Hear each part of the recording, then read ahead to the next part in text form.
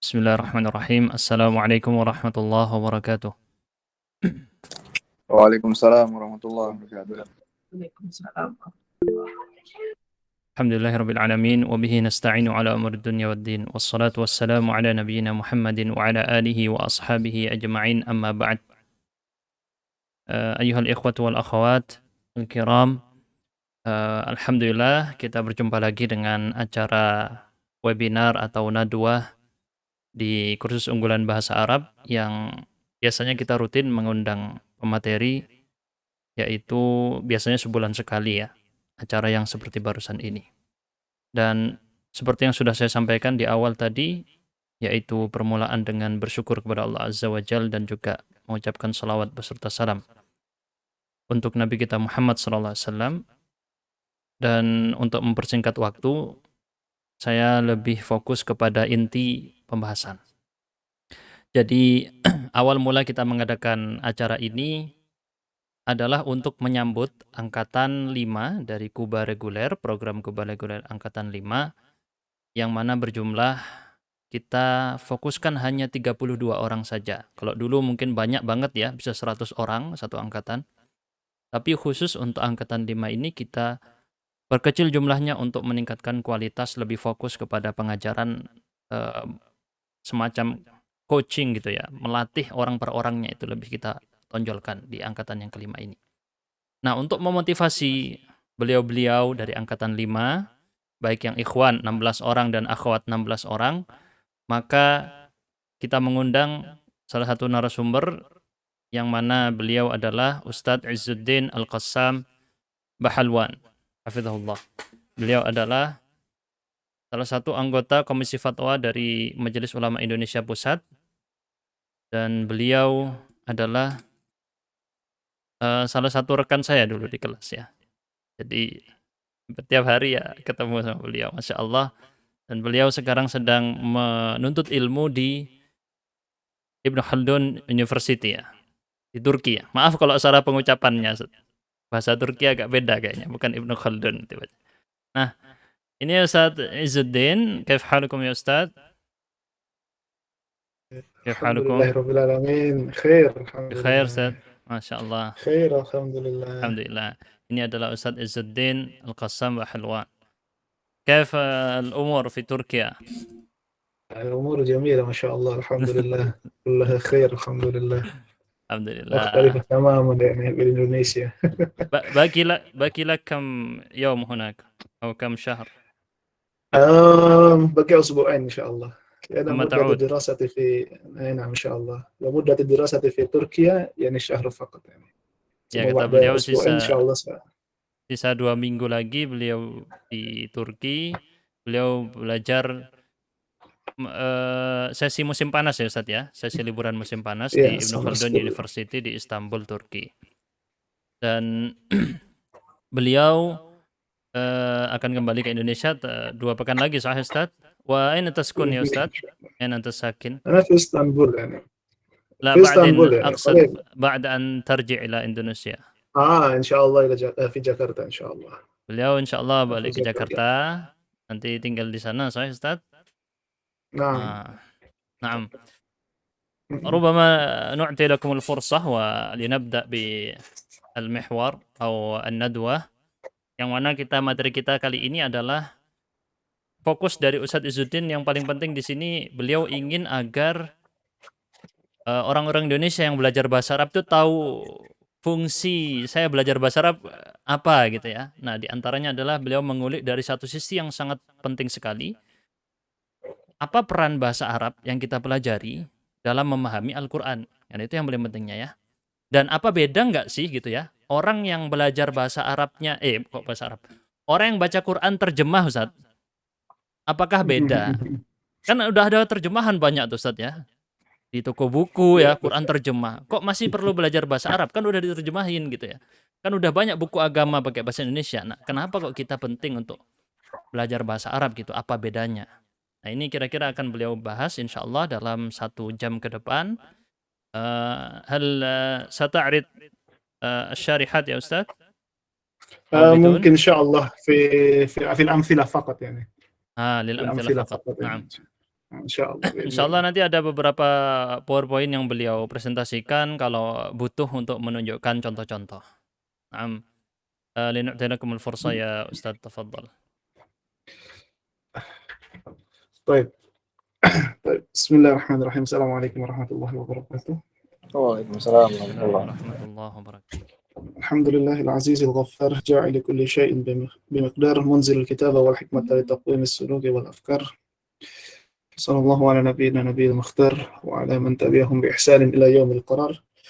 Rabbi shrah li sadri wa yassir li amri wahlul 'uqdatam min lisani yafqahu qawli. Allahumma la sahla illa ma ja'altahu sahla wa anta taj'alul hazna idza syi'ta sahla. Allahumma yassir kulla 'asir waltuf bina fi taysiri kulli 'asir fa inna taysira kulli 'asirin 'alaika yasir fa anta maulana fa ni'mal maula wa ni'man nasir. Baik, alhamdulillah. Pertama-tama saya mohon maaf saya nggak pakai peci ini ya, karena saya singkat sekali ada di Turki, kelupaan waktu dari Indonesia saya nggak bawa kopi, nggak bawa peci gitu. لا بأس. Jadi saya di sini model kita gaya anak muda aja lah, insya Allah. Nah saya sama Ustadz Ubed itu sama-sama masih mudanya lah, insya Allah. Baik, alhamdulillah. هل متزوج يا أستاذ؟ Alhamdulillah. هل أنت متزوج؟ أنا بانتظاركم يا شيخ. إذا لا تزوجت سأتزوج إن شاء الله. لازم تزوج تركيا يا شيخ. امرأة Ya تركية. Masya Allah. Ya salam. Bismillah, bismillah. Baik. Alhamdulillah, alhamdulillah teman-teman sekalian yang dirahmati oleh Allah Subhanahu wa taala. Satu sisi yang akan kita bahas pada kesempatan kali ini itu adalah tentang bagaimana Al-Qur'an itu bukan hanya sekedar dijadikan sebagai bahan bacaan saja gitu ya. Pertama itu ya. Jadi kesalahan terbesar kita itu adalah ketika kita itu melihat Al-Qur'an itu sebagai satu mukjizat saja, dan sehingga kita lihat itu sisi mukjizatnya hanya sisi kita baca saja, tapi kita tidak dalami isi daripada Al-Qur'an itu. Itu yang kedua ya. Lalu selanjutnya adalah tentang bagaimana mukjizat itu ya, bagaimana kitab yang sehari-hari kita bawa, kitab yang sehari-hari kita pegang, kitab yang sehari-hari kita jadikan sebagai pedoman hidup kita, itu tidak akan bisa menjadi atau tidak bisa memberikan efek yang sangat positif bagi diri kita kalau kita itu tidak mengetahui isi daripada Al-Quran itu sendiri. Saya ingin menukil satu perkataan Al-Imam As-Suyuti, teman-teman.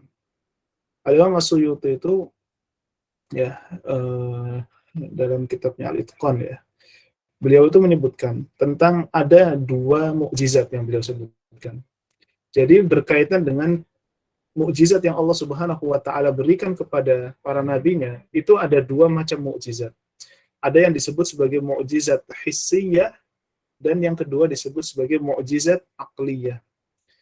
Apa itu mukjizat hissiyah? Apa itu mukjizat aqliyah? Mukjizat hissiyah itu artinya mukjizat yang bisa dilihat gitu ya, yang bisa dicerna oleh indera langsung gitu. Misalkan contoh ya, itu mukjizatnya Nabi Musa ya, bagaimana bisa membelah lautan. Lalu mukjizat Nabi Musa juga yang merubah tongkat menjadi ular. Ya, mukjizat Nabi Isa alaihi salam bisa menghidupkan orang yang meninggal atas izin Allah Subhanahu wa taala. Semua mukjizat-mukjizat itu bisa diterima dan bisa dicerna oleh umat nabi-nabi terdahulu melalui panca inderanya gitu. Nah, tapi ada mukjizat yang kedua. Mukjizat yang kedua itu adalah mukjizatun aqliyah. Nah, apa yang disebut oleh mukjizat aqliyah menurut Imam As-Suyuti? Maksud daripada mukjizat aqliyah itu adalah mukjizat yang bisa relate dengan kehidupan ya, dari kehidupan awal mulai mukjizat itu turun sampai nanti akhir zaman. Nah, jadi mukjizat tersebut itu bisa relate dari mulai zaman, di setiap waktu, di setiap tempat, lintas zaman, lintas tempat, semuanya itu akan bisa menjawab segala tantangan-tantangan yang ada pada masa tersebut. Nah, mukjizat tersebut itu adalah Al-Quran. Nah, mukjizat aqliyah itu yang disebut oleh Imam As-Suyuti itu adalah Al-Quran. Dan itu memang bisa terbukti ya, bagaimana Al-Quran keterjagaannya dimulai pada zaman Nabi Muhammad sampai sekarang ini, keterjagaannya begitu luar biasa dan mampu untuk menjadi pedoman bagi kehidupan muslim di setiap zamannya. Nah, yang menarik lagi adalah Al-Imam As-Suyuti menyebutkan bahwa letak mukjizat akliyahnya Al-Quran itu adalah dari sisi kebahasaannya. Tentang bagaimana bahasa Al-Quran itu ketika seorang ulama mencoba untuk menafsirkannya, atau mencoba ulama untuk memahami isi bahasa daripada Al-Quran, ternyata isi dari diksi-diksi atau kalimat-kalimat, kata-kata yang digunakan oleh Al-Quran, itu bisa menjawab seluruh problematika umat manusia di sana. Nah, untuk itulah nanti insya Allah kita akan berfokus bagaimana peran bahasa Arab, ya, peran bahasa Arab, dan bagaimana posisi bahasa Arab, kenapa Al-Quran kok menggunakan bahasa Arab, pertama. Terus yang kedua adalah tentang bagaimana bahasa Arab ini memiliki suatu keunggulan ya dibandingkan dengan bahasa-bahasa yang lain, kenapa akhirnya dipilih oleh Allah Subhanahu wa taala. Dan yang ketiga kita akan membahas tentang bagaimana praktek atau contoh-contoh yang Allah Subhanahu wa taala sebutkan di dalam ayat-ayatnya ya yang berkaitan dengan bahasa Arab, dan ternyata di dalamnya ketika kita coba untuk memahaminya secara utuh itu kita akan mendapati bahwasanya ternyata memang Quran ini sebagai hudan lil muttaqin ya, sebagai petunjuk bagi orang-orang yang bertakwa, ini betul-betul nyata di situ. Baik. Kalau kita berkaca sedikit ya, kenapa bahasa Arab ya? Saya itu tadi coba riset itu ya. Ada satu buku itu juga, The Modern Arabic Literary Language ya, yang ditulis oleh Prof. Jaroslav Statkevich ya dari Chicago University. Beliau menyebutkan ya, bahwasanya The Modern Arabic Literary Language di sini disebutkan apa ini? Al-Quran itu bahasa Arab itu ya, bahasa Arab itu like Venus ya, seperti Venus ya, was born in a perfect state of beauty di situ. Jadi yang terlihat itu hanya sebuah keindahannya saja gitu dari bahasa Arab. Ya, kalau misalkan teman-teman mencoba untuk menyelami bahasa Arab ya, kenapa kok bahasa Arab ini begitu agung gitu ya? Satu-satunya bahasa yang memiliki kosakata yang begitu banyak, ya, paling banyak, itu adalah bahasa Arab. Dan memang ada beberapa riset yang menyebutkan bahwa kosakata bahasa Arab ini jauh lebih banyak daripada bahasa Inggris di situ. Kita tahu bahwa kaidah-kaidah bahasa Inggris itu kuat sekali memang, betul, kuat sekali bahasa Inggris di situ. Tapi bahasa Arab ternyata nggak kalah kuat juga di situ. Misalkan contoh ya, ada satu buku yang ditulis oleh Ats-Tsa'alibi, di judulnya itu adalah Fiqhul Lughah wa Sirrul Arabiyyah. Beliau mengumpulkan ya beberapa diksi bahasa Arab ya tentang satu kata, lalu ternyata turunan dari kata tersebut itu memiliki banyak turunan. Artinya misalkan ketawa ya, ketawa itu ada beberapa kosakata ya yang memiliki makna tertawa dengan level yang berbeda-beda. Ada ketawa mulai dari senyum di situ ya, lalu ada ketawa yang sampai terbahak-bahak, itu ada semuanya bahasa Arab. Misalkan contoh ini daging ya, daging itu memiliki 17 kosakata. Menurut keterangan dalam kitab Fiqhul Lughah wa Sirrul Arabiyyah. Lalu tidur itu memiliki 10 kata dengan level yang berbeda di situ, 10 kata ya, yang semuanya itu berbeda-beda, mulai dari ngantuk itu nu'as ya sampai tidur yang sampai nggak bisa dibangun itu ada sendiri kosa katanya di sana. Nah, bahkan ada sampai yang mengatakan kalau unta itu sampai 100 atau berapa ratus kata gitu ya, khusus untuk unta saja. Ada lagi yang sampai ribuan gitu lah, untuk satu diksi saja turunannya itu begitu banyak. Nah, untuk itulah kenapa kayanya bahasa Arab ini itu dijadikan sebagai suatu referensi tersendiri. Mengapa bahasa Arab itu memiliki posisi yang begitu tinggi dibanding dengan bahasa-bahasa yang lain di situ. Selanjutnya bukan hanya soal itu saja, tapi juga soal kekayaan sastra di sana. Ustaz Ubaid itu mungkin tahu sekali lah waktu kita di Libya itu bagaimana belajar adab gitu ya, pelajaran adab tentang sastra Arab di situ.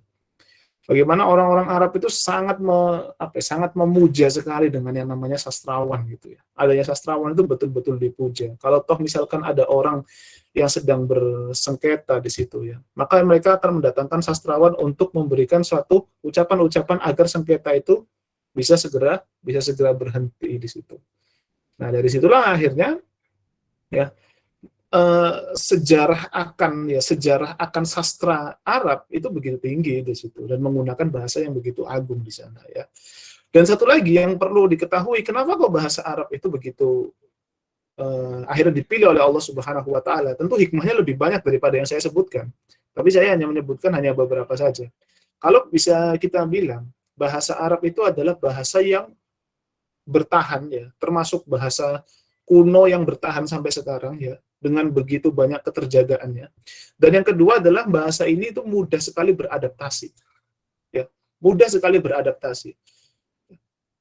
Sekarang misalkan itu ya, misalkan contoh ya, kata yang bisa kita lihat apa namanya, ada bahasa Arabnya itu, misal contoh adalah kata motor. Motor itu kan artinya motor panjang ya. Itu kan artinya bandara di situ kan ya. Artinya bandara di situ. Padahal kalau kita lihat ya, istilah bandara pada zaman dahulu itu tidak ada di sana. Tapi atas dasar karena bahasa Arab ini basisnya itu adalah tentang apa, adaptasi ya, atau bermula dari satu kata, toro yatiru, artinya terbang. Nah, dari terbang tersebut akhirnya bisa dikembangkan di situ. Ada ta'irah, ada ta'ir, ada motor, dan seterusnya. Dari asal kata, dia bisa berkembang menjadi banyak kata di situ.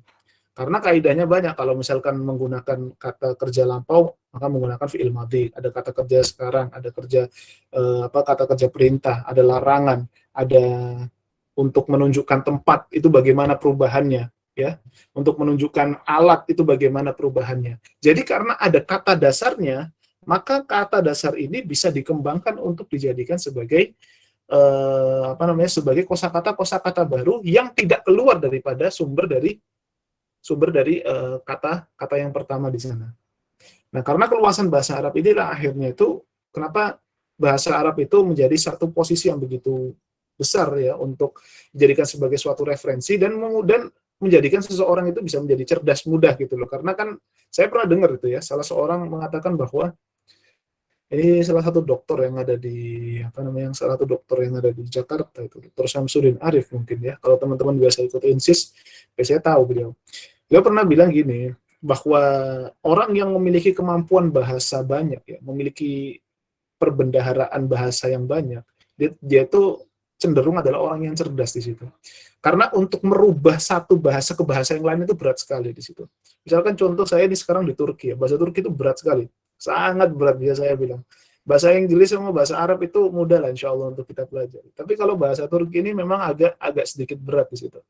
Misalkan contoh ya, dalam bahasa Turki, bahasa Indonesia itu kan kalau rentetan kata itu kan subjek, predikat, lalu ada objek di situ. Ya, subjek, predikat, sama objek. Saya makan nasi misalkan. Tapi kalau di Turki tidak. Ya, kalau misalkan di Turki itu dibalik justru, dari objek terlebih dahulu. Ya, nasi dari mulai gini. Saya nasi makan gitu loh, bahasa gitu. Saya nasi makan. Jadi predikatnya itu selalu di belakang kalau di Turki itu. Mirip Ya, kayak predikatnya itu selalu. mirip kayak bahasa Jepang sama Korea ya, Ustaz ya? Kayak gitu juga seingat saya. Oh gitu ya, Iya, saya belum pernah depannya belajar bahasa. objeknya dulu baru, seingat saya gitu. Masya Allah. Oh gitu. Maaf Ustaz, saya ngumumkan sedikit ini Ustaz ya. Maaf memotong. Silakan. Ini barusan saya kirim di chat, giveaway untuk 2 orang pemenang, 1 ikhwan, 1 akhwat. Nah, mencatat rangkuman materinya Ustadz Izzuddin malam ini ya, dengan ringkas dan padat, bisa diposting atau ditaruh di Instastory, terus tag kursus Kuba. Nanti kita pilih 2 orang pemenang yang terbaik ya. Nah, Ustadz silakan dilanjutkan. Afwan. Baik, iya. Ya, baik. Bismillahirrahmanirrahim. Jadi seperti itu ya. Jadi memang bahasa itu melatih seseorang itu untuk bisa berpikir secara random gitu loh. Karena masing-masing bahasa itu memiliki kosakata yang berbeda-beda, cara pengucapan yang berbeda, serta susunan yang berbeda-beda.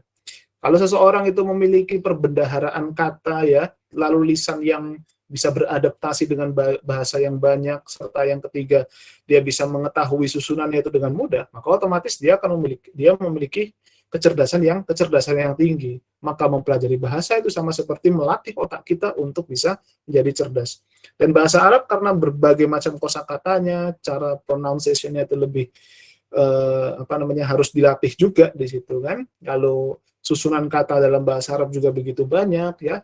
Tingkat sastranya juga tinggi. Nah, untuk itulah kenapa kita harus mempelajari bahasa Arab di situ. Tapi gini teman-teman, saya ingin memberikan satu batasan terlebih dahulu ya, agar teman-teman itu ketika mempelajari bahasa Arab itu memiliki tujuan di situ ya.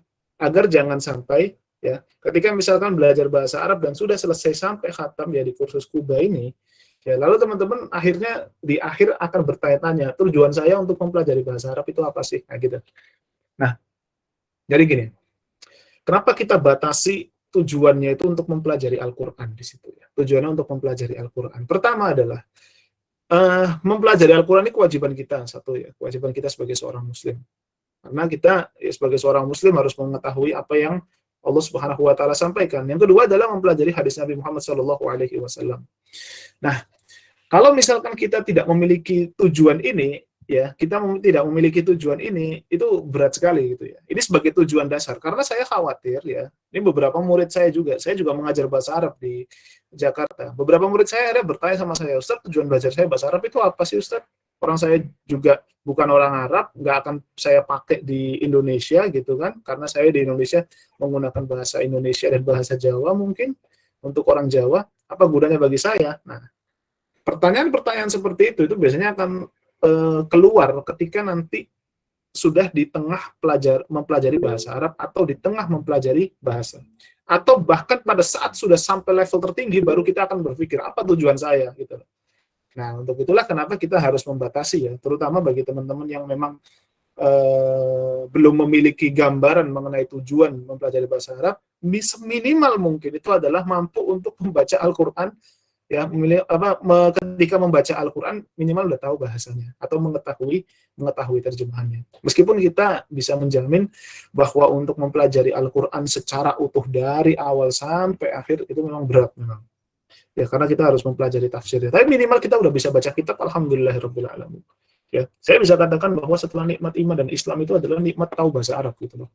Dengan tahu bahasa Arab itu kita bisa membuka cakrawala keilmuan dengan begitu luas di situ. Dengan pengetahuan kita atas bahasa Arab di situ. Baik. Saya akan ambil satu contoh ya. Bagaimana kalau teman-teman paham bahasa Arab secara utuh, kalau teman-teman bisa mengetahui isi daripada Al-Quran, maka ini sangat menarik sekali ya. Artinya dengan bekal bahasa Arab, teman-teman akan bisa memahami Al-Quran itu, mentadaburi Al-Quran itu dengan angle yang berbeda. Baik, saya kasih contoh nih teman-teman. Saya coba itu aja ya. Contohnya saya apa? Share screen. Sebentar. Saya share screen dulu ini, Ustaz. Iya, sebentar. Saya coba. Syafwan. Sebentar. Nggak terlihat ya. Kalau gini terlihat nggak?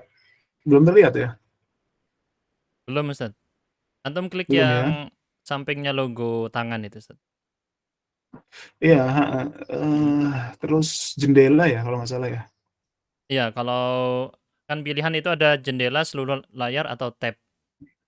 Kalau Saya pakai terserah antum. seluruh layar aja deh, bentar. Kalau gini kelihatan? Belum masuk, Ustaz. Tidak terlihat ya? Belum ya? Nah, ini sudah. Siap sudah, Ustaz. Sudah, Ustaz. Asyarah ini ya? Oke. Kelihatan ya? Surat Asyarah ya? Nah, Ustaz. Kelihatan. Baik, bismillahirrahmanirrahim. Baik. Ini saya ngambil 3 contoh yang populer sajalah ya. Yang populer aja udah. Yang pakai ayat-ayat yang biasa kita dengar di situ. Cuma nanti yang terakhir, yang ketiga, itu saya kasih ayat yang mungkin agak sedikit asing bagi teman-teman. Baik. Fa inna ma'al usri yusra, inna ma'al usri yusra. Maka sesungguhnya beserta kesulitan itu ada kemudahan, dan sesungguhnya beserta kesulitan itu ada kemudahan. Baik. Ayat ini terkenal dan teman-teman pasti tahulah ayat ini. Baik. Saya ingin memfokuskan kepada 3 kata ini. Ma'a, al-usr, sama yusr. Dan disclaimer terlebih dahulu ya, saya di sini bukan bukan akal-akalannya saya, enggak. Ini saya ngambil dari beberapa tafsir di situ ya. Saya beberapa ngambil dari tafsir At-Tahrir wa Tanwir karangan Ibnu Asyur, lalu tafsir An-Nabulsi, tafsir Asy'arawi, dan beberapa tafsir-tafsir yang lain. Baik. Saya akan berfokus kepada yang berwarna merah terlebih dahulu. Al-usr. Al-usr itu kan artinya kan kesulitan gitu ya. Lalu coba teman-teman ngelihat ya, itu di kata yusro gitu ya, yang berwarna biru di situ. Jadi 2 kata yang teman-teman harus perhatikan. Pertama adalah al-usr, dan yang kedua adalah yusr. Kesulitan dan kemudahan. Baik. Sekarang, coba kita perhatikan. Dari dua kata tersebut itu kan sama-sama terdiri dari dia itu masuk dalam kategori isim lah ya, bahasanya gitu. Dari dua kata itu, perbedaannya adalah dalam kata usr itu ada alif lamnya. Sedangkan dalam kata yusra atau yusr itu tidak ada alif lamnya. Nah, di situ. Saya ulangi lagi. Dalam kata yang kesulitan itu al-usr itu ada alif lamnya, sedangkan yang yusr itu tidak ada alif lamnya. Baik. Sekarang pertanyaannya adalah, kenapa Allah Subhanahu wa taala menggunakan diksi yang berarti kesulitan itu menggunakan alif lam, dan diksi yang menjelaskan tentang kemudahan Allah tidak menggunakan alif lam di situ? Nah, kalau teman-teman bisa tahu tujuan atau maksud daripada alif lam dalam bahasa Arab, teman-teman akan bisa menjawab pertanyaan ini. Baik, saya kasih contoh. Dalam surat Al-Baqarah, Allah Subhanahu wa taala berfirman, "Dzalikal kitabu la raiba fi." Dzalikal kitabu, al-kitabu. Al-kitab itu kan kalau dalam terjemahan terjemahan bahasa, kitab itu kan artinya buku gitu kan. Tapi pertanyaannya adalah, kenapa kok buku ini, kitab ini, Alkitab ini itu diartikan sebagai Al-Quran coba? Nah, kenapa diartikan Al-Quran? Karena ada alif lam di situ. Jadi alif lam di dalam bahasa Arab tentu maknanya bermacam-macam ya. Tapi salah satu dari makna alif lam dalam bahasa Arab itu adalah untuk menunjukkan kata atau litta'rif ya, untuk menunjukkan makna yang dituju di situ. Nah, contohnya gini, misalkan ya, saya minta tolong sama murid saya misalkan, khud al-kitab, ya, ambilkan buku, khud al-kitab, ambilkan buku. Saya adalah misalkan saya adalah pengajar fikih misalkan, tapi saya cukup menyebutkan khud al-kitab, ambilkan buku. Nah, murid saya udah tahu, oh maksudnya itu adalah buku fikih, bukan buku usul fikih, bukan buku bahasa Arab, bukan buku nahwu dan seterusnya. Karena tahu kalau saya itu adalah guru fikih. Meskipun saya menyebut hanya Alkitab saja, maka murid saya sudah tahu, oh ternyata yang dimaksud oleh Ustaz Izzuddin itu adalah buku fikih di situ. Gara-gara ada alif lamnya. Tapi kalau saya ngomong sama murid saya, yang tahu bahasa Arab tentunya ya, khud kitab, tanpa ada alif lamnya, maka murid saya akan bertanya, Ustaz, buku apa maksudnya, Ustaz? Nah, dia akan bertanya, karena nggak ada alif lamnya. Nah, di situ, kalau sama-sama mengetahui bahasa Arabnya di situ ya.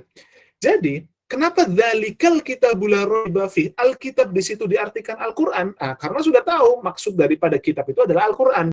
Tandanya apa? Tandanya adalah alif lam tersebut di situ. Loh, kok bisa menunjukkan alif lam tersebut itu ketika bergabung dengan kitab diartikan sebagai Al-Qur'an? Ya tentu dari konteks pembahasannya di sana. Nah, jadi dalam bahasa Arab, salah satu makna daripada alif lam itu adalah menunjukkan bahwa sesuatu itu, yang tertuju itu spesifik sekali seperti itu. Nah, gitu. Sedangkan kalau ada kata atau isim ya, tidak ada alif lamnya, maka kata tersebut itu sifatnya itu lebih luas di sana. Lebih terbuka di situ. Di sana. Nah, sekarang kita tahu, kalau ada isim yang ada alif lamnya, itu menunjukkan kepada sesuatu yang spesifik, sedangkan kalau ada isim yang tidak ada alif lamnya, itu tidak menunjukkan sesuatu yang spesifik, artinya lepas dan lebih luas maknanya.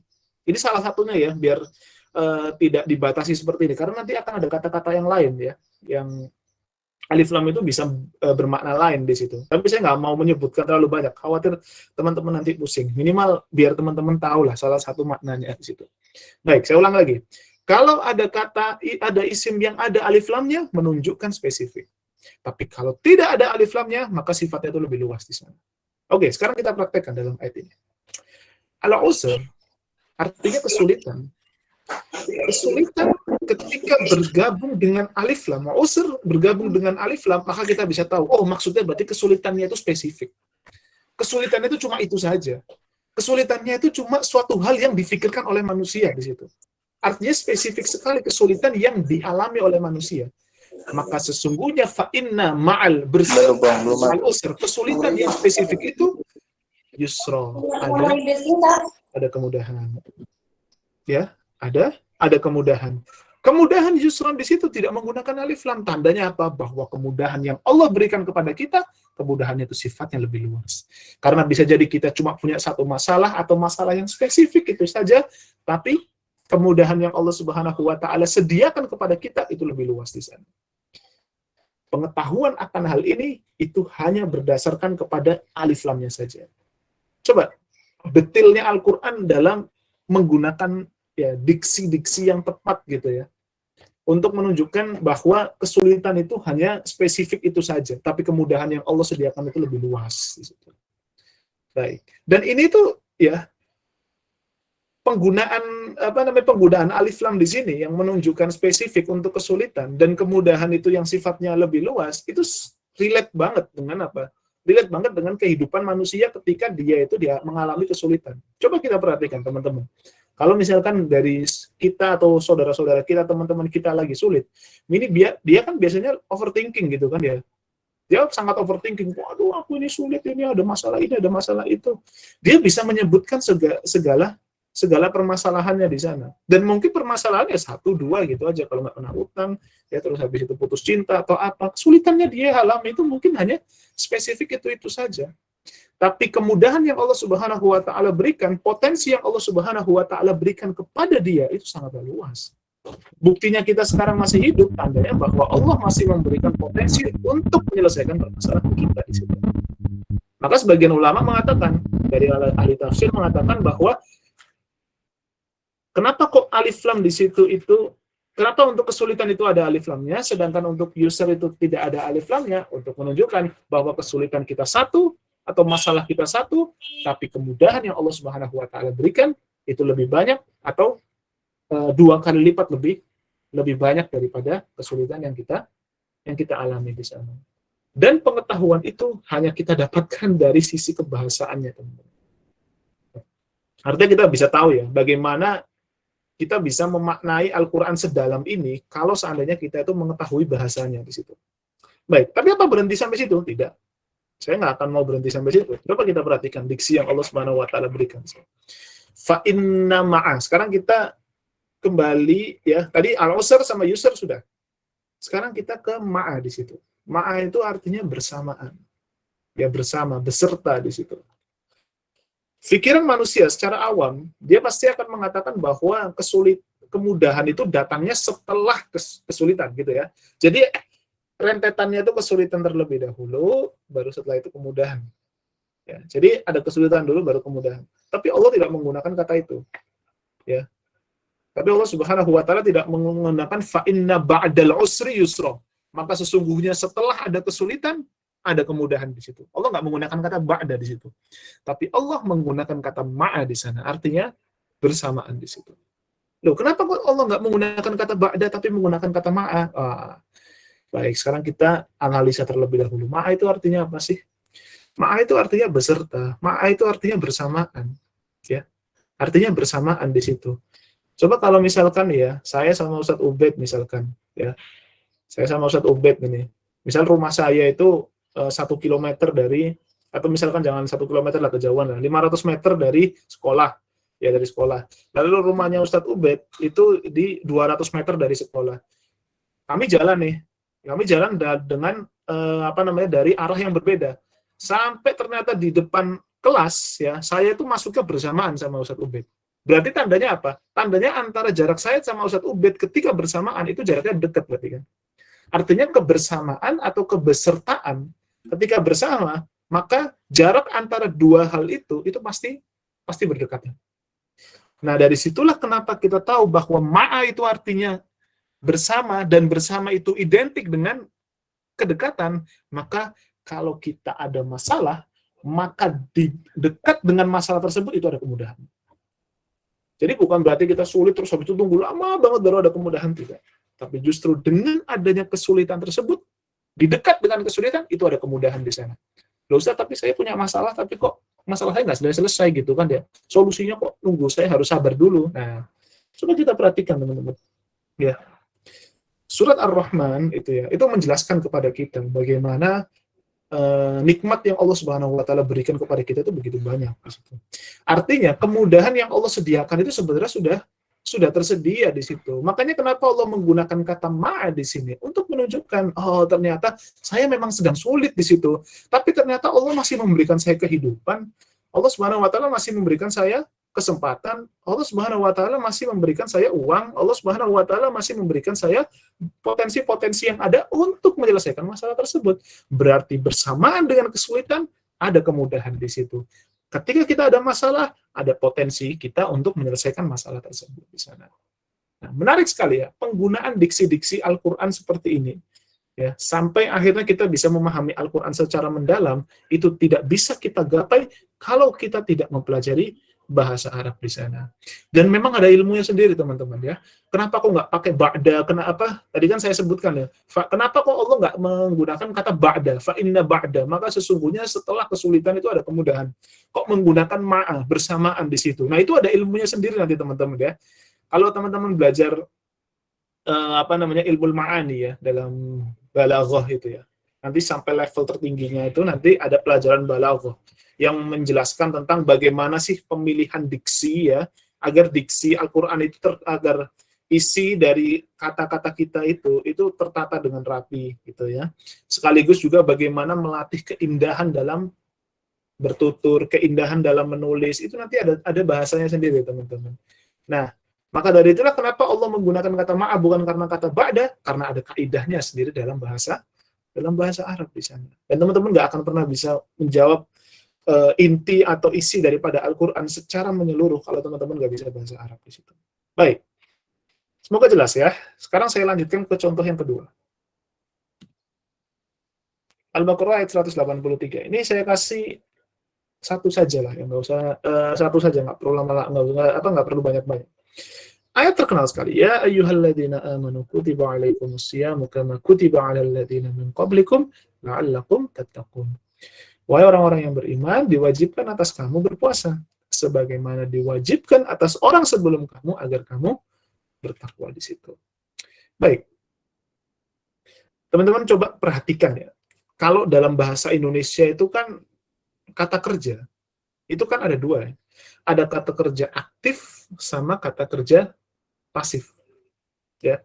Kalau dalam bahasa Arab itu, dalam bahasa Indonesia itu kan kata kerja aktif itu biasanya berawalan me.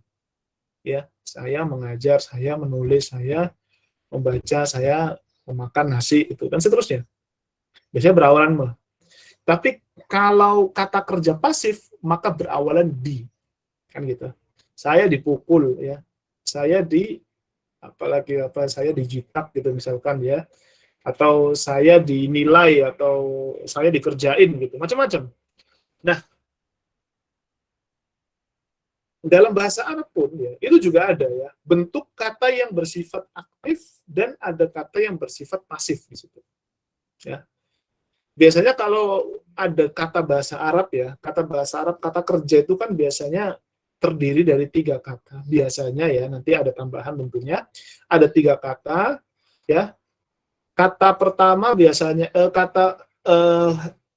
terdiri dari 3 kata dan huruf yang dengan harokat yang biasanya sama di situ. Misalkan menulis itu kataba, membaca itu qoro'a ya, qaf ro'a, kataba kataba di situ ya. Lalu ada yang lain jalasa, artinya duduk, jalasa, biasanya gitu.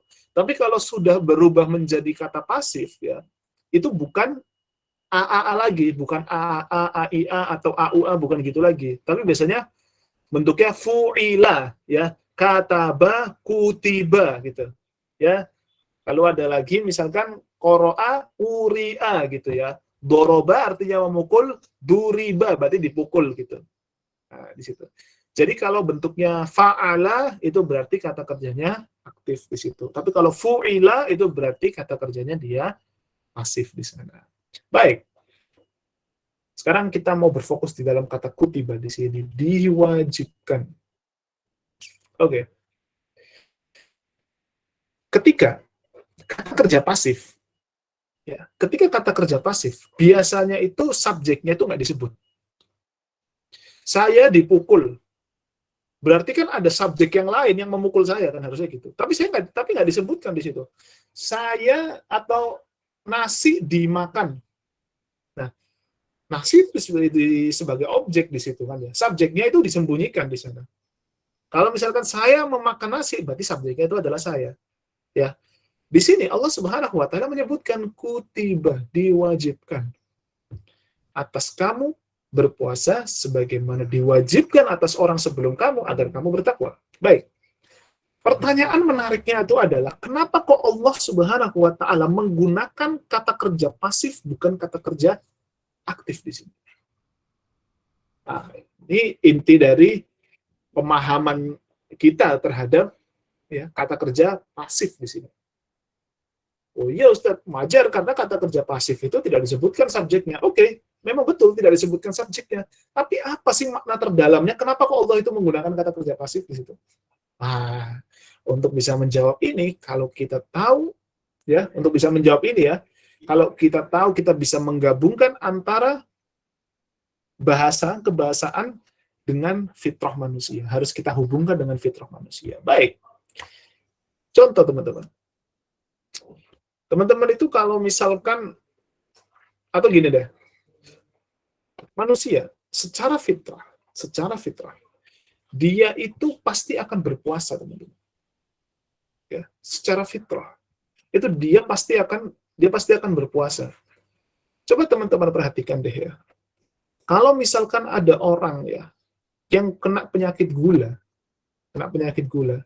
maka solusi apa yang paling tepat untuk dia agar minimal selesai atau minimal itu lebih sehat lah, agar tidak gulanya itu agar tidak tinggi. Maka solusi yang akan dikeluarkan oleh dokter itu adalah puasa di situ. Satu.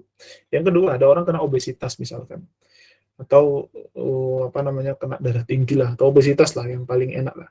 Kalau ada orang kena obesitas, maka solusi apa yang paling tepat untuk dia agar dia bisa mengurangi agar dia bisa menurunkan berat badannya? Maka yang harus dia lakukan pertama kali itu adalah membatasi pola makan dia dengan cara berpuasa di sini. Artinya, mau diperintah atau tidak diperintah oleh Allah Subhanahu wa taala, puasa itu tetap akan dilakukan oleh manusia di situ. Ya, mau Allah yang nyuruh atau Allah Subhanahu wa taala nggak nyuruh, manusia itu butuh yang namanya puasa di situ. Nah, karena kita tahu bahwa fitrah manusia itu pasti berpuasa, ya, maka di sini Allah Subhanahu wa taala tidak menyebutkan dirinya. Coba kita perhatikan, diwajibkan atas kamu, coba. Allah menggunakan narasi pasif sehingga tidak menyebutkan dirinya di dalam ayat ini untuk menunjukkan bahwa manusia, kamu itu tanpa disuruh pun kalian pasti akan berpuasa di situ. Jadi diksi yang digunakan oleh Al-Quran, di mana Allah tidak menggunakan kataballahu alaikum, bahwasanya Allah Subhanahu wa taala memerintahkan kepada kalian untuk berpuasa. Allah tidak menggunakan kata itu. Allah tidak menyebutkan dirinya di situ. Ya, Allah menggunakan narasi yang pasif di sini untuk menunjukkan bahwa sesungguhnya manusia tanpa puasa pun atau tanpa diperintah orang pun, tanpa diperintah Allah Subhanahu wa taala pun, dia pasti akan berpuasa. Nah, kita bisa mengetahui hikmah daripada ini kalau kita mengetahui kenapa kutiba di situ atau kenapa dia menggunakan narasi yang pasif di sana. Kalau Allah menggunakan narasi yang aktif, kita udah tahu di sana. Tapi Allah menggunakan narasi yang pasif karena Allah ingin manusia memahami dari kalamnya bahwa sesungguhnya ada hikmah yang begitu besar di dalam ayat ini, teman-teman sekalian. Baik. Contoh yang lain, teman-teman ya. Kita sudah fa inna ma'al usri yusra, inna ma'al usri yusra. Sekarang saya akan masuk ke dalam contoh yang lain, contoh yang ketiga. Meskipun banyak sekali teman-teman ya. Coba perhatikan ya, karena itu tadi saya kemarin itu belajar dengan salah seorang dosen dari Suriah ya. Beliau mengatakan ya, belajar bahasa Arab atau belajar balaghah lah ya, yang levelnya itu sampai tertinggi, itu akan sia-sia kalau kita tidak gunakan bahasa ini itu untuk memahami Al-Quran, akan sia-sia ya. Tapi ketika kita itu mempelajari Al-Quran tanpa mengetahui bahasa Arab, ya hampa aja gitu ya. Kita hanya menjadikan Al-Quran sebagai satu bacaan saja tanpa mengetahui intisari dari dalam Al-Quran tersebut ya. Jadi ini dua hal yang harus kita gabungkan di situ teman-teman ya. Baik. Contoh yang ketiga teman-teman. Al-Qasas ayat 77. Ini agak sedikit asing mungkin bagi teman-teman ya mungkin. Tapi ya insya Allah ya maksudnya asing itu tidak terkenal dua ayat yang sebelumnya di situ. Ini ayat yang cukup mungkin tidak sesering terdengar seperti dua ayat sebelumnya. Tapi di situ Allah Subhanahu wa taala berfirman, "Wabtaghi fima ataqallahu ad-darul akhirah wa la tansa nasibaka minad dunya wa ahsin kama ahsanallahu ilaik wa la tabghil fasada fil ard innallaha la yuhibbul mufsidin." Baik. Coba perhatikan teman-teman. Di situ ada dua kalimat yang Allah Subhanahu wa taala sebutkan ya dalam Al-Qasas ayat 77 ini. Pertama adalah temanya yang berwarna merah. Temanya itu adalah tentang akhirat. Perintah Allah Subhanahu wa taala kepada manusia agar mencari akhiratnya mereka. Sedangkan yang berwarna biru, di situ Allah Subhanahu wa taala menyebutkan bahwa jangan kita itu hanya fokus kepada akhirat saja gitu. Kita fokus pada akhirat betul di situ. Tapi jangan sampai lupa kalau ada jatah diri kita itu di dunia di sana. Baik. Mungkin sebagian orang itu pasti akan bertanya ketika akan ditanya apa sih hikmah daripada ayat ini gitu. Ya. Hikmah daripada ayat ini itu apa? Oh, ya berarti tanda bahwasanya akhirat itu lebih penting gitu kan ya. Akhirat itu lebih harus dijadikan sebagai prioritas kita daripada dunia kita. Atau ada yang mengatakan bahwasanya wah dunia itu berarti remeh-temeh di situ, tidak ada harganya sama sekali dibanding dengan akhirat. Kedua jawaban itu betul, ya kedua jawaban itu betul. Tapi kalau kita mengetahui, kalau misalkan kita mengetahui dari sisi kebahasaan dari dua penggalan ayat ini, ya, maka kita bisa mengetahui hikmah yang lebih dalam daripada itu. Oke, sekarang perhatikan teman-teman. Allah di situ menggunakan kata wabtaghi dan carilah. Fima ataqallahu darul akhirah. Carilah pahala negeri akhirat dengan apa yang telah Allah anugerahkan kepada kamu. Kalau kita perhatikan kata wabtaghi dan carilah, maka kita bisa tahu sesungguhnya Allah di sini menggunakan narasi yang aktif di situ. Menggunakan narasi yang aktif, wabtaghi, carilah, fi'il amr, perintah. Di sini Allah menggunakan narasi yang aktif di situ. Meminta manusia untuk mencari pahala Allah Subhanahu wa taala. Tapi kalau kita lihat penggalan yang kedua, Allah Subhanahu wa taala tidak tidak setegas yang di awal. Allah menyebutkan wala tansa nasibaka minad dunya, tapi janganlah kamu lupa bagianmu di dunia. Di sini Allah menggunakan narasi yang pasif untuk menjelaskan tentang dunia di situ. Dengan kata wala tansa. Syahid itu artinya contoh, bukan contohnya ya, kata yang harus digarisbawahi itu adalah kata wala tansa. Janganlah, tapi kamu jangan lupa gitu. Kamu itu jangan lupa di situ. Baik. Menarik. Allah menggunakan narasi yang aktif untuk menjelaskan perkara akhirat, perintah manusia untuk mencari akhirat, dan Allah menggunakan narasi yang pasif untuk mencari, agar manusia mencari dunianya dia. Baik, apa hikmahnya? Kenapa Allah menggunakan narasi yang aktif untuk akhirat dan narasi yang pasif untuk dunia di situ? Mungkin jawabannya akan sama seperti yang awal. Oh iya, itu tandanya bahwa Allah Subhanahu wa taala itu mewajibkan kita untuk mencari akhirat itu lebih banyak gitu.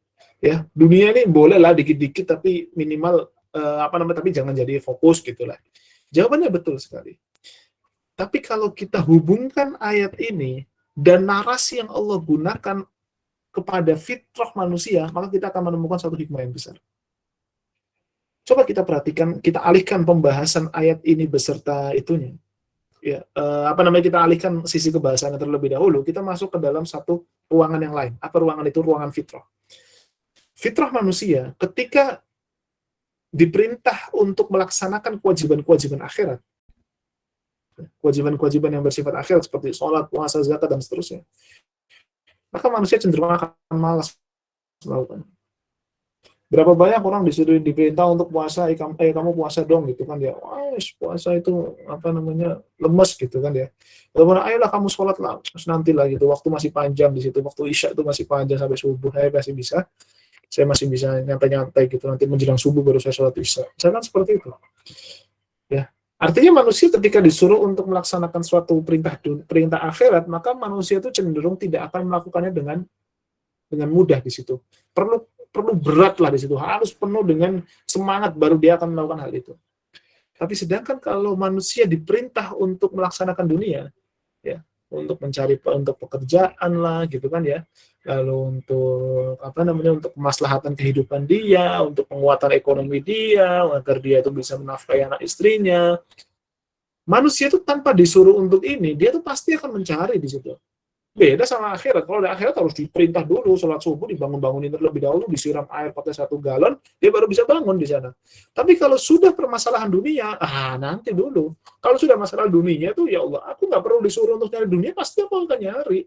Nggak usah disuruh kerja, pasti dia akan kerja. Nggak usah disuruh cari makan, dia pasti akan cari makan di situ. Fitrah manusia seperti itu.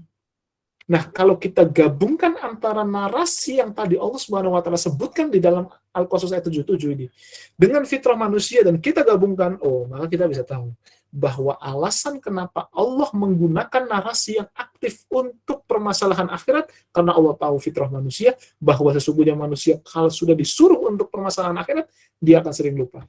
Maka Allah menggunakan narasi yang aktif, perintah yang sifatnya tegas, perintah yang sifatnya untuk menekan manusia, agar manusia kamu jangan lupa terhadap perintah Allah Subhanahu wa taala untuk melaksanakan sholat di situ.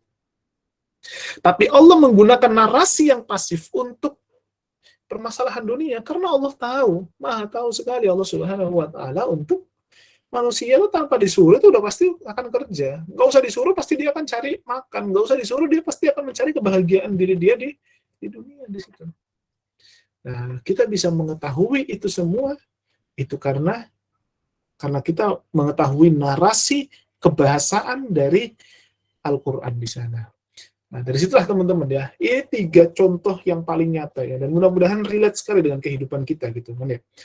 Nah, relate sekali dan kayak mudah-mudahan relate dengan kehidupan kita agar kita tuh bisa tahu gitu kan ya, agar kita tuh bisa sadar dan bisa memahami bahwa sesungguhnya Allah Subhanahu wa taala di banyak ayatnya di situ itu mencoba untuk memberikan pendekatan kebahasaan kepada manusia agar ketika manusia mencoba untuk mendalami isi daripada Al-Qur'an ini, dia bisa mengetahui tujuan hidupnya secara utuh di situ. Ya. Misalkan contoh Allah Subhanahu wa taala menyebutkan Allahu waliyul ladzina amanu yukhrijuhum minadh dhulumati ilan nur wal ladzina kafaru awliya'uhum at-taghut yukhrijunahum minan nuri ila dhulumati di situ. Kalau teman-teman pernah belajar fi'il madhi sama fi'il mudhari ya dan mencoba dan mempelajarinya secara seksama, maka teman-teman akan bisa memahami ayat itu dengan lebih mendalam lagi. Allahu waliyul ladzina amanu yukhrijuhum minadh dhulumati ilan nur. Allah Subhanahu wa taala itu sebagai wali ya.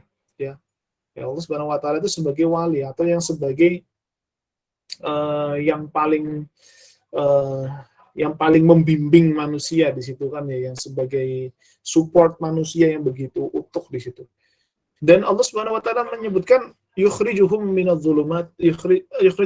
dhulumati ilan nur, bahwa Allah yang mengeluarkan manusia dari kegelapan menuju terang benderang di situ ya.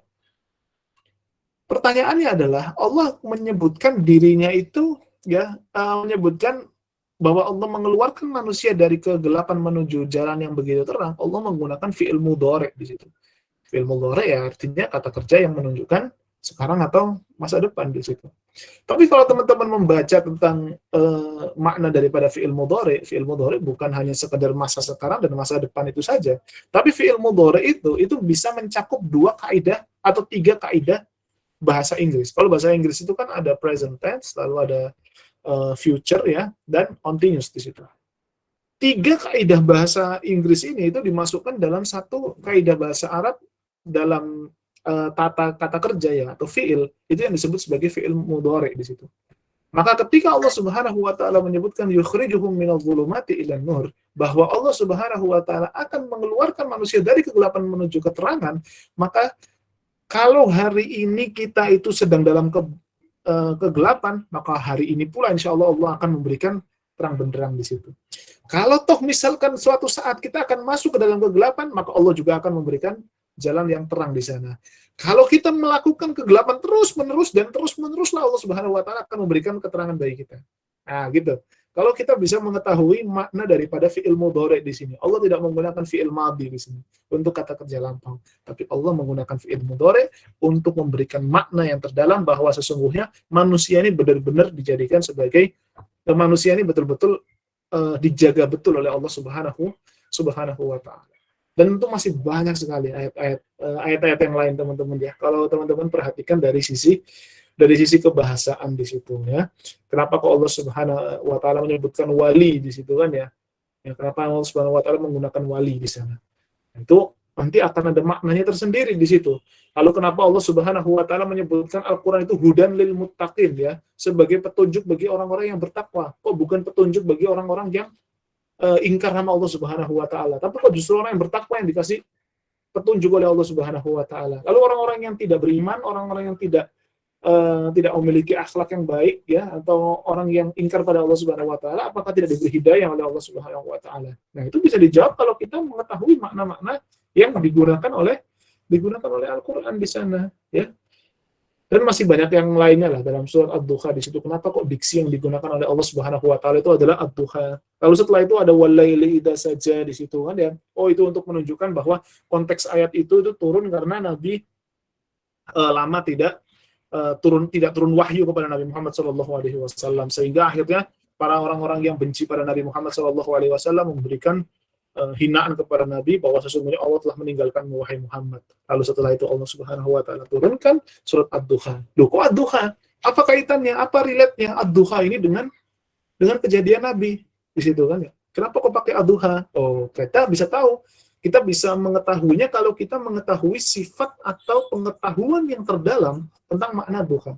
Duha itu adalah itu adalah waktu di mana panas itu mulai muncul. Tapi panasnya itu justru tidak memberikan beban kepada manusia. Artinya panasnya itu masih sehat lah gitu ya. Panas itu masih oke banget gitu loh untuk diri manusia. Dan kalau kita mau melihat duha, jangan melihat waktu duha kalau kita sedang di Jakarta atau di kota-kota besar di situ. Waktu duha di Jakarta, waktu duha di Surabaya, waktu duha di kota-kota yang lain, tentu itu berat bagi diri manusia di sana karena udah bercampur polusi, bercampur hal-hal yang lain. Tapi waktu duha misalkan di di padang pasir misalkan, atau lagi di pantai di situ, atau di tempat-tempat yang sangat terbuka dan udaranya tidak tercemar, akan bisa menikmati bagaimana waktu duha itu ternyata tidak panas dan juga tidak sejuk di situ. Ya, artinya benar-benar nikmat sekali waktunya. Nah, Allah menggunakan diksi ad-duha di situ dalam konteks pemahaman atau dalam konteks di mana Nabi Muhammad setelah dihina oleh orang-orang yang tidak beriman kepadanya, maka Allah menggunakan kata ad-duha untuk memberikan rasa tenang kepada Nabi Muhammad di situ, untuk memberikan rasa yang begitu menyentuh bagi Nabi Muhammad SAW, bahwa bisa jadi wahai engkau Muhammad pada saat itu sedang dalam gemerlap di situ, tapi cahaya Allah Subhanahu wa taala begitu luas di sana. Nah, itu bisa relate banget kalau kita relatekan dengan kehidupan manusia. Surat ad-duha ini adalah solusi bagi orang-orang yang depresi. Ya, orang-orang yang depresi sedang mengalami keterjatuhan mental di situ ya. Kalau kita memahami intisari daripada surat ad-duha, ini menjadi satu bekal yang baik sekali ya, terutama bagi para psikiater ya, bagi para psikolog untuk bisa memberikan jawaban-jawaban Al-Qur'an melalui pendekatan kebahasaan ya, untuk bisa memberikan solusi bagi banyak orang. Baik, mungkin itu saja ya dari saya, insyaallah. Mungkin waktu dan tempat saya serahkan kepada Ustadz Ubaid. Ya, barakallahu fiik, jazakumullah khairan Ustadz Izzuddin atas presentasinya, Masya Allah. Tidak terasa nikmat sekali, luar biasa ya. Ini bagi yang nggak tahu, Ustadz Izzuddin masih bujang loh ya. Nah, ini nanti yang mau daftar-daftar silakan. Ustaz Izzuddin masih bujang, belum menikah ya. Sama seperti Ya saya juga belum Allah. menikah. Jadi kalau mau mendaftar, Alhamdulillah. nah ini beliau di Jakarta ya. Nah, Ustadz ini saya kayaknya tertarik ngundang Ustadz Izzuddin ngisi materi tafsir di Jakarta gitu ya misalnya. Kan terseru tadi ya dengar tafsirnya. Ya itulah ya ikhwan, sesuai dengan firman Allah Subhanahu wa taala, hal yastawil ladzina ya'lamuna wal ladzina la ya'lamun. Apakah sama orang yang punya ilmu sama yang nggak punya ilmu? Ya jelas beda dong. Jangankan yang dengan yang nggak punya ilmu, yang sama-sama punya ilmu aja beda-beda tingkatannya. Berarti ikhwan sekalian, kalau antum melihat ilmu yang kita pelajari itu bahasa Arab ini kepake banget. Mungkin akan muncul gini Ustadz, dalam pikiran mereka, loh berarti jangan-jangan Quran ini hanya bisa dipahami oleh orang yang tingkat profesor, kan kayak gitu ya pikirannya ya. Maka di sini saya setelah melihat dari penjelasan Ustadz Izzuddin tadi, Al-Quran itu seperti, kalau dipermisalkan berarti seperti bumi, tanah ya. Yang di atas masih bisa nanam ya Ustadz ya, dapat duit dari atas ya, nanam tanaman, keluar kentang, kentangnya dijual dapat duit gitu ya. Tapi ada orang yang bisa menggali sampai dalam, dapatnya apa? Minyak, bumi, dapatnya emas, dapat perak ya Ustadz. Dijual lebih mahal ya Ustadz ya. Yang di dalam. Betul. Seperti halnya Al-Quran. Yang di atas di permukaan orang awam bisa paham. Tapi kalau orang yang gali lebih dalam, dapatnya lebih banyak. Kan gitu ya. Betul. Nah ini barusan yang Ustadz Izzuddin tampilkan tadi, terutama di ayat yang terakhir, contoh yang terakhir itu kelihatan seperti itu. Orang bisa ngelihat, oh ya maksudnya ini. Tapi orang yang gali lebih dalam dapat emas, dapat mutiara, dapat minyak bumi. Nah, ini mungkin kita buka sesi tanya jawab Ustadz ya. Silakan ikhwan wa akhwat. Nikmat sekali emang membahas Al-Quran itu. Ustadz Izzuddin barusan ngasih 3 contoh. Itu bayangkan ya, baru 3 contoh ya. Itu pun 1 contoh pun diambil 1 kata 2 kata ya cuman ya. Bayangkan ayat Quran ada 6 ribuan ya. Dikaji seumur hidup nggak habis-habis Pak. Ini solusi buat antum semua. Ini Ustadz soalnya ada yang dokter juga di sini Ustadz. Ada yang polisi, ada yang dokter, ada yang punya bisnis, banyak juga yang guru, backgroundnya macam-macam Pak. Ini bakal kepake untuk pekerjaan antum semuanya. Mau yang dokter ya Ustadz ya. Jadi dengan bahasa Arab kalau dilihat dari sisi ukhrawinya tadi, ya dapat belajar Al-Qur'annya itu. Tapi nyambung sama Ustadz Izzuddin tadi, semua yang dibahas Ustadz Izzuddin isinya motivasi itu. Ya Ustadz ya. Ini jangan-jangan antum nanti buka di training di Jakarta, buka motivasi hidup, itu isinya tentang motivasi hidup semua dari tadi. Tentang depresi. Motivasi dari bahasa Al-Quran itu. Itu baru dari sisi bahasa Al-Qurannya. Ustadz Ubaid kalau di Kuba aja ini bisa mencoba untuk menggali bareng teman-teman ya. Intisari dari bahasa-bahasa Al-Quran ini bagus banget. Dikumpulin dosen saya yang ada di Turki ini barusan nanti bilang kemarin itu kan ya, kita ini bahkan kalau bisa itu bertanya di setiap kata dalam Al-Quran, kenapa kok Allah pakai ini, kenapa Allah pakai ini, dan semua itu katanya bisa terjawab semuanya itu. Iya, bahkan kalau Ibnul Qayyim dalam bahasanya, Ibnul Qayyim menjelaskan di kitab Al-Fawaidnya beliau ya, kenapa kok nggak ada waw di antara innallaha sami'un basir, kok nggak bilang innallaha sami'un wa basir, kenapa kok sesungguhnya Allah maha melihat. Dan kenapa nggak pakai dan, nggak ada wow? Itu beliau bahas panjang dan keren banget. Masya Allah. Itu karena di Ibnul Qayyim ya. Alasannya nggak bisa saya jelaskan sini. Jelaskan sini bisa 20 menit ya jelaskan. Kata Ibnul Qayyim tentang menafsirkan nggak ada wow aja, wow-nya hilang, itu bisa 20 menit menjelaskannya ya. Masya Allah. Betul. Ini hanya bisa didapati oleh orang yang belajar bahasa Arab. Makanya kata Imam Syafi'i, orang ahli bahasa Arab itu seperti jinnya manusia. Kata Imam Syafi'i. Seperti disebut di manaqibnya Imam Syafi'i oleh Imam Baihaqi, seingat saya. Jadi seperti jinnya manusia. Maksudnya jin manusia gimana? Mereka bisa melihat apa yang tidak bisa dilihat oleh orang lain. Antum yang belajar bahasa Arab bisa melihat makna Al-Quran lebih dalam dari orang yang cuma buka Quran terjemah. Beda jauh. Dan Ustadz Izzuddin tadi nggak ngarang sendiri pakai akal sendiri Ustadz ya. Ini jangan ditiru-tiru nanti pada niru-niru ngarang sendiri akal sendiri nanti. Soalnya banyak sekarang ya, mungkin ada sebagian kajian-kajian orang merasa dirinya udah ini terus wis digali sendiri Ustaz. Padahal Ustaz Izzuddin tadi ngambil dari kitab tafsir Ibnu Asyur, tafsir ya, apa lagi Ustaz? An-Nabulsi itu, terus Asy-Sya'rawi. Ya. Emang Ibnu Asyur fokus di balaghah banget ya, tafsir Ibnu Asyur ya. Fokus di sastranya. Ini mungkin saya bacakan Ustadz pertanyaan tadi ada dari Ibu Ariana. Mungkin singkat saja ini ya sesi tanya jawabnya ya. Bagaimana kiat-kiatnya agar mudah mempelajari bahasa Arab?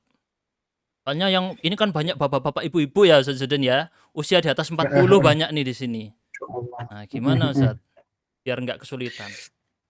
Baik. Gini, apa namanya Ibu Ariana ya. Jadi memang gini, memang yang harus agak karena gini ya, kita memang nggak bisa menyamakan ya antara belajarnya dulu saya sama Ustadz Ubed di kampus gitu kan ya, dengan apa namanya dengan teman-teman yang ada di sini tentunya gitu kan. Kalau dulu saya sama Ustadz Ubed itu belajar di kampus itu memang mulainya itu dari berbicara, memang mulai dari mendengar, maharatul istima' di situ kan ya, tentang mendengar yang banyak, terus mendengar di situ kan.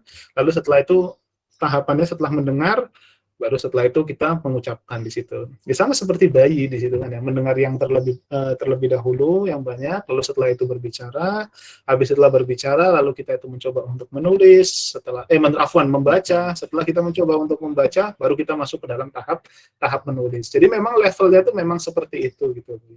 Cuma memang apa namanya, kalau kita menggunakan rentetan ini gitu kan ya, itu kan memang harus betul-betul intensif dan harus tatap mukanya memang harus sering-sering banget gitu ya, karena kan ya tadi apalagi kalau teman-teman ini sudah banyak sekali udah ada kesibukan yang lain, pasti berat sekali untuk bisa intensif seperti itu gitu. Jadi kalau misalkan saran saya untuk memudahkan teman-teman ya, itu memang harus menggabungkan ya antara melatih pendengaran kita terhadap bahasa Arab, lalu latihan untuk berbicara, plus ditambah tentang beberapa kaidah-kaidah dalam bahasa Arab ya, seperti sorof dasar, nahwu dasar di situ. Itu harus harus dipelajari di situ, perubahan kata di sana ya, Atau kalau misalkan mau lebih mau lebih enak lagi di situ, coba sering-sering kali mendengar beberapa kosakata bahasa Arab di situ ya, di YouTube misalkan di situ kan ya, di YouTube. Atau kalau misalkan mau lebih mudah lagi terutama dalam mengucapkan ya, misalkan mau mengucapkan lebih mudah, saya ambil pelajaran waktu saya di kampus dulu itu. Saya pakai headset di situ ya, yang saya dengar saya omongin di situ.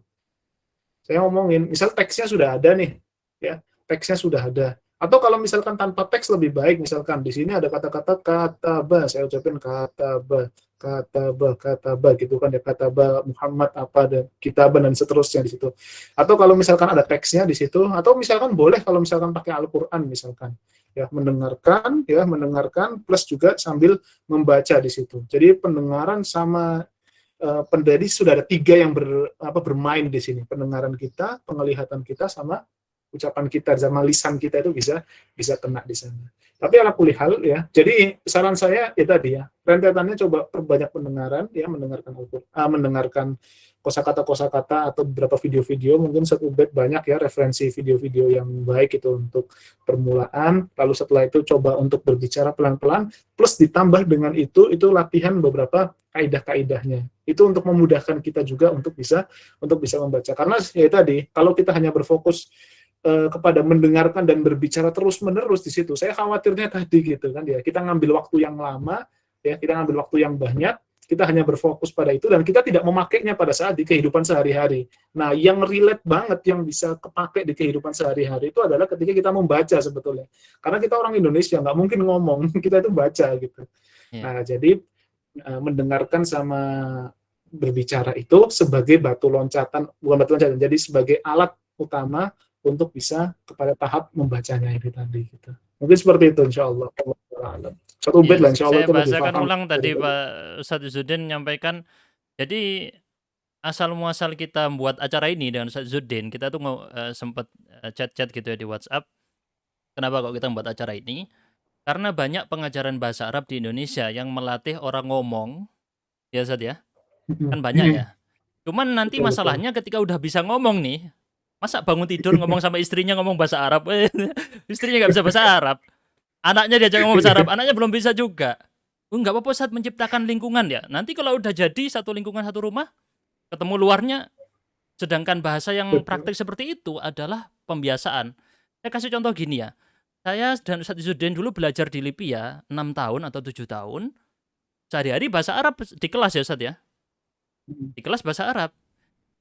Lulus Libya 2 tahun 3 tahun, kalau nggak pernah praktek ya hilang juga. Betul ya Ustadz ya?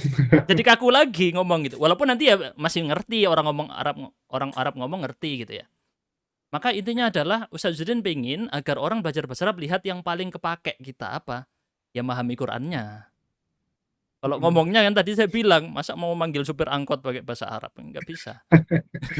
Masya Allah. Terus betul. apa ini namanya? Jadi itu ya Ibu Ariana, kiat-kiat mudahnya memang apapun di dunia ini sebenarnya tidak ada yang benar-benar mudah ya. Orang mau tahajud pun juga nggak mudah kan. Tapi ketika tahu tujuannya tinggi, tahajud tujuannya tinggi, dia rela mati-matian untuk biar bisa tahajud kan gitu ya Ustaz ya.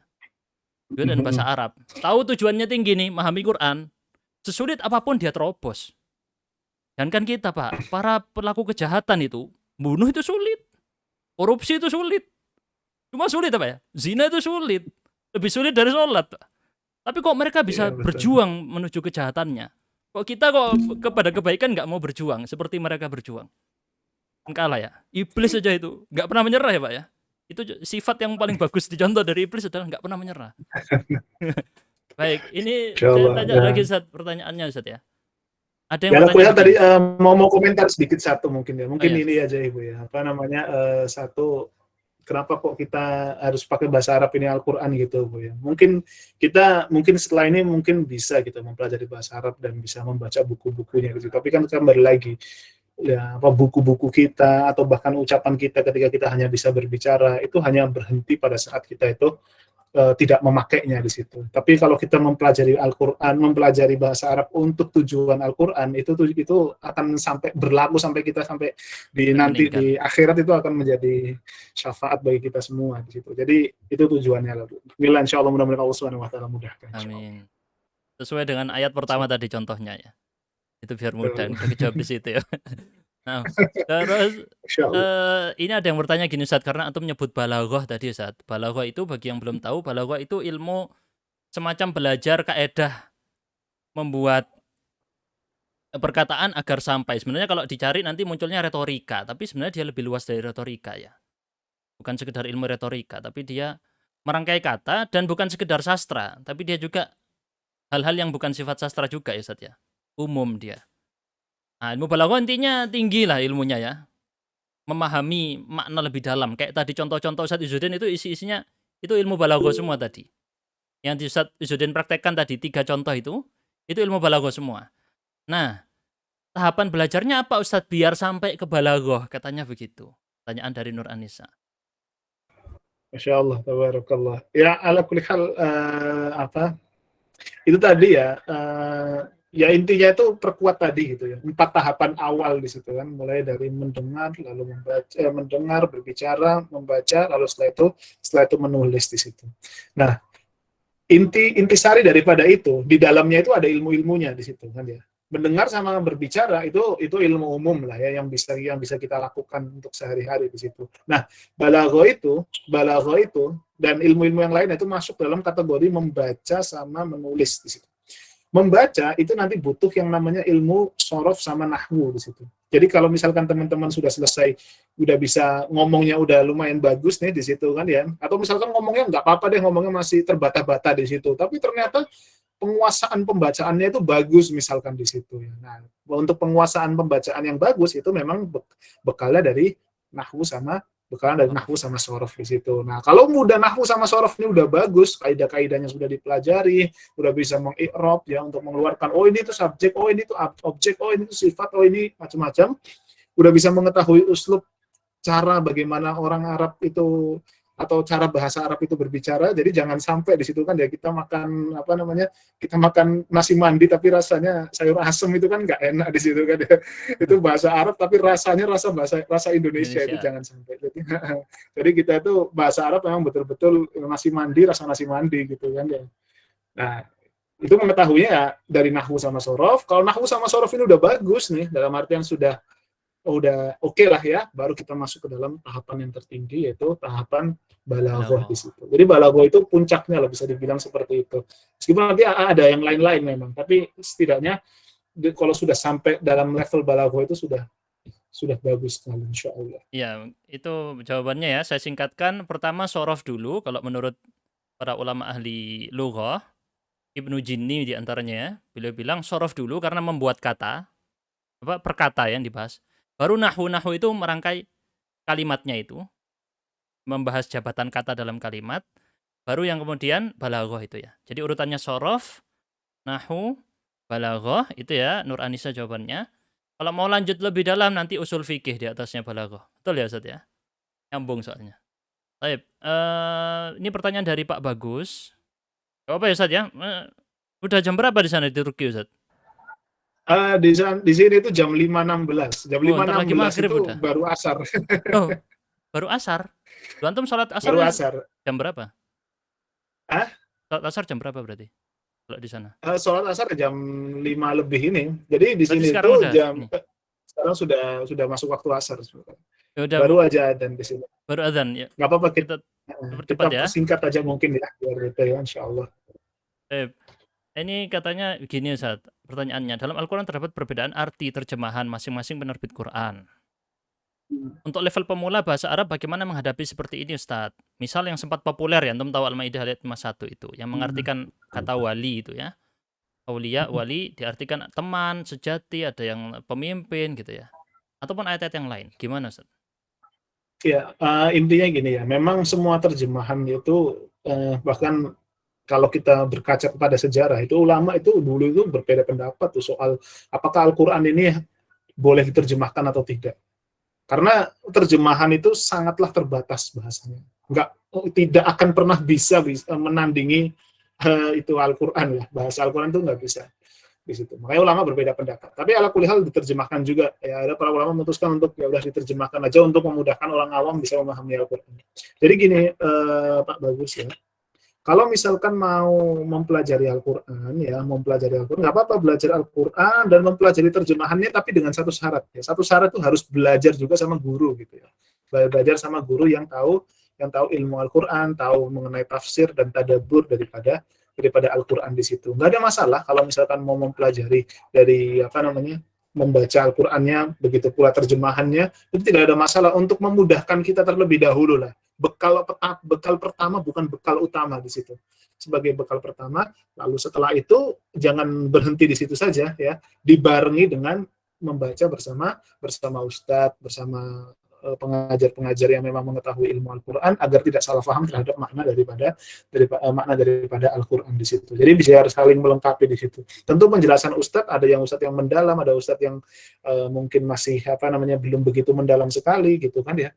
Tapi ala kulli hal perlu adanya hubungan simbiosis mutualisme lagi situ. Belajar sendiri tapi juga harus belajar sama ustadz di situ. Belajar sama ustadz doang tapi nggak sama belajar sendiri juga susah sekali gitu kan ya. Melatih keistiqomahan itu kan adalah dengan belajar sendiri di situ. Jadi belajar sama ustadz juga belajar dengan sendiri di situ. Jadi jangan dipisah-pisah seperti itu. Allah Ta'ala. Itu ya tadi jawabannya. Jadi memang kalau orang paham arti wali ya Ustaz ya, nggak pusing mau diartikan teman setia atau pemimpin, sudah ngerti arti wali itu lebih luas dari itu ya. Iya, betul. Teman Betul, setia itu betul. arti sempit, pemimpin itu arti sempit. Wali itu luas. Ya. Betul. Kan gitu. Jadi orang ngerti makna bahasa Arab, nggak ribut ya Ustaz ya. Jadi kalau orang belajar bahasa Arab, ini kata Imam Syafi'i dalam kitab Imam Suyuti menukil dalam kitabnya Saunul Mantiq ya. Saunul Mantiq wal Saunul Kalam. Mantiq ya. Saunul Mantiq. Ya, Imam Suyuti menukil di dalam itu, Imam Syafi'i mengatakan, ma jahilan nas wa lakhtalafu illa bitarkihim lisan al-Arab wa mailihim ila lisani Aristoteles. Tidaklah manusia itu berselisih pendapat, ribut, cekcok gitu ya, pecah negara. Kenapa? Karena mereka meninggalkan bahasa Arab dan mereka memilih bahasa Aristoteles. Bahasa asing lebih dipilih daripada bahasa Arab, ribut. Itu bukti kemarin nyata tentang Al-Maidah ayat 51. Itu bukti bahwa orang umat Islam di Indonesia kurang belajar bahasa Arab. Dan itu PR kita semua berarti. Alhamdulillah ini Kuba berarti mewujudkan juga tujuan-tujuan MUI ya Ustaz ya. Allah ya. Masya Allah. Kan memasarkan bahasa Arab. Iya, benar. Kayaknya kita cukupkan di Masya sini Allah. dulu ya. Tadi pertanyaan-pertanyaan baru di sini sebenarnya sudah kita bahas juga. Ini ada yang bertanya, ilmu mantik itu ilmu bahasa apa Ustadz? Ada yang nanya gitu Ustadz.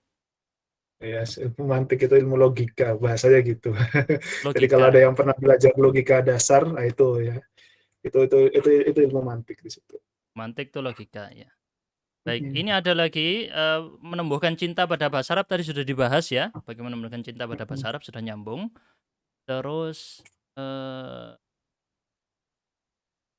ini Ustadz ada yang menanyakan masalah perbedaan, misalnya ada satu kata nih Ustadz, tapi maknanya bisa misalnya kayak tadi antum contohkan tidur.